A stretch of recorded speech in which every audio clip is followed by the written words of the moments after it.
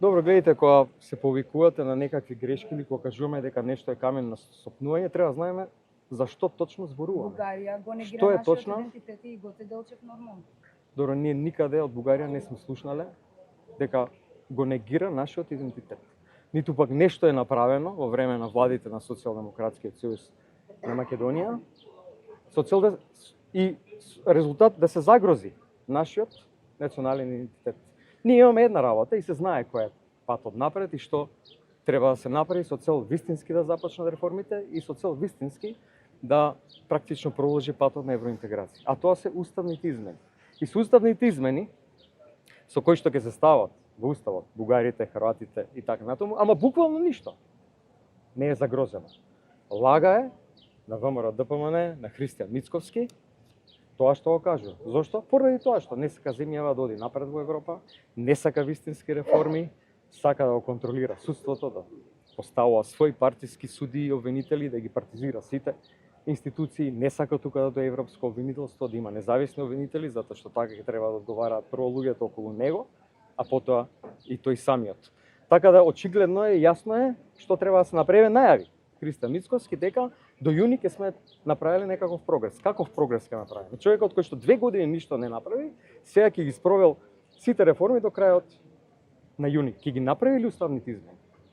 Да, но го прашавте ли дали ќе ги направи уставните измени со цел ние навистина да бидеме како што тој кажува рамо до рамо со Црна Гора. Поради тоа што јасно е што треба да се направи. За жал, констатација наша е на целокупната јавност дека со цел да продолжи оваа неконтролирана плячка на народните пари, ова власт нема буквално ништо да направи на патот кон Европа. Но извинете да се надополнам, факт е дека не се само уставните измени. Знаеме дека Бугарија бара промена на учебниците и така натаму, вели дека Гоце Делчев е бугарин, дека ние постоиме од 44-та година и така натаму. Јазикот го споруваат современ јазик. Не е дека не го споруваат идентитетот, значи тие велат ние не постоиме како македонци. Во тој поглед зборувам, не за политички обвинувања кој е крив, дали ВМРО ДПМН или СДСМ. Можеби и цела држава како држава е виновна за сето ова.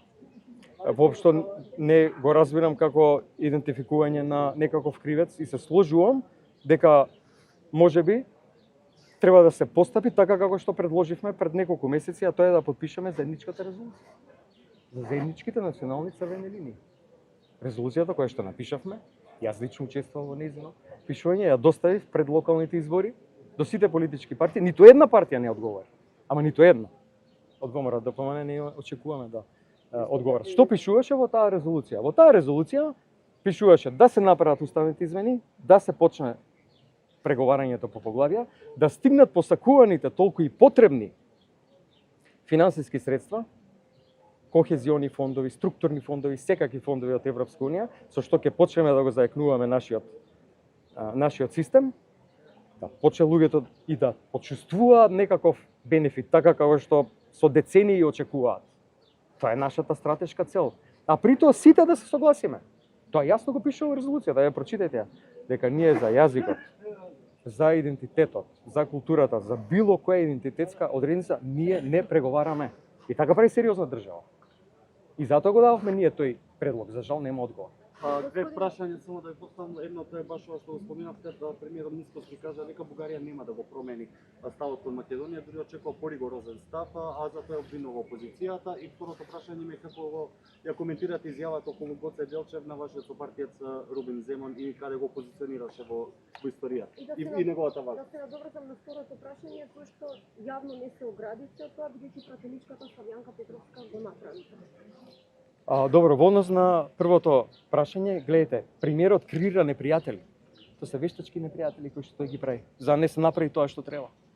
Да не се направи чекор, од кој што еве сите се согласуваат дека нема никаков ризик.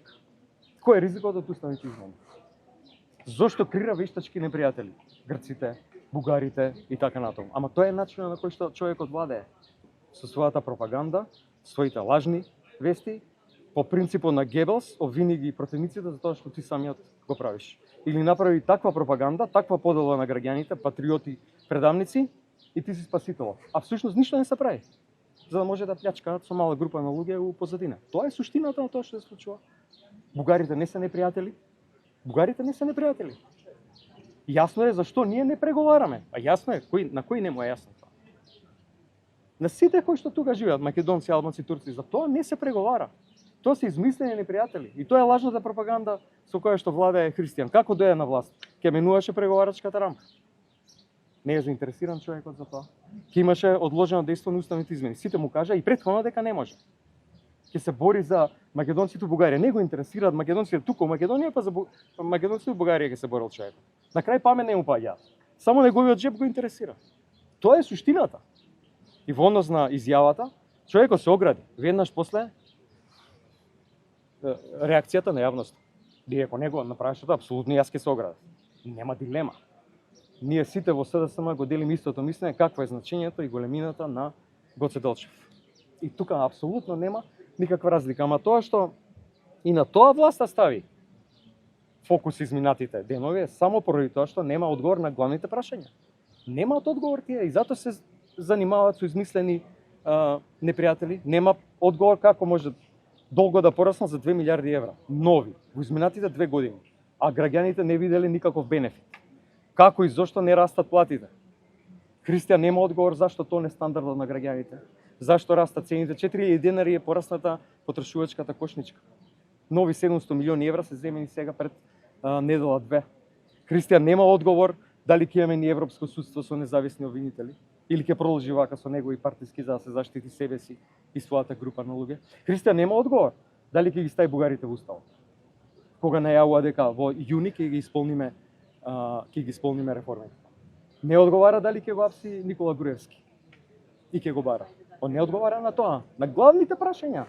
Но се е спин, се е дефокус и само една работа, ќе се вратам на Гоце Делчев, да беше жив, сигурно ќе се бореше против оваа криминална група на власт на чело со лажниот патриот и шеф на таа криминална група Христијан Мицкоски. Тоа што спомнавте пред малку за не верувате дека не одговара дека ќе го вратат Никола Груевски, вие очекувате ли негова екстрадиција затоа што навистина не се јасни одговорите на владата како ќе постапи? Па токму тоа ви кажувам. Зашто се контрадикторни? Затоа што сакаат да замачкаат приказната. Што очекувате вие? Јас очекувам како секоја сериозна држава, за жал ваква власт не може да биде сериозна и да води сериозна држава, и тоа секојдневно го гледа. Тоа граѓаните го чувствуваат. Да постапи така како што треба. Да побара екстрадиција, посебно после најавата на новиот унгарски пример дека бегалци и криминалци нема да чува во земјата, што е пример како се враќа демократија во земјата. Пазите, пример. Европа го признава тоа. Тоа треба да направи влада. Господине Филипче, дел од кварталите, но и веќе пошто дека и ВМРО да помене излегуваат со информации дека првомајските празници ги поминале во Рим. Дали тоа беше приватно ваше патување или пак беше службено патување? Дали бевте таму да се некои од сестринските партии да разговарате за иднината на Македонија или пак беше приватна прошетка? Како се поминавте во беше времето, имавте нешто плодно да ни понудите од таму? Гледате, гледав реакцијата на ВМРО ДПМН во контекст на тоа дека немаат одговори на вистинските прашања.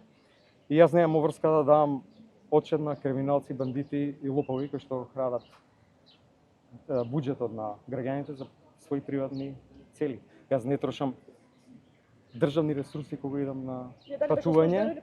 Јас не одам со владиниот авион кој знае колку пати во Будимпешта за причини за кои што наскоро ќе станат многу јасни, ќе бидат многу интересни за јавност. Ја не одам со владиниот авион скришно во Белград. Ја не одам со владиниот авион на плажа во Сплит.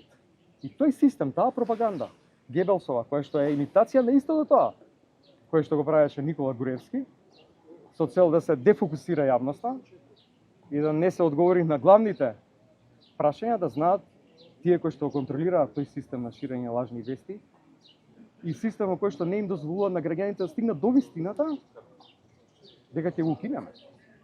Доаѓа време на правда и на одговорност. Кога веќе публикувате на полуинформации и не давање на јасни одговори, ева сега ви имате можност да не дајате одговори. Добре, ви одговорите. Фала ви многу, фала.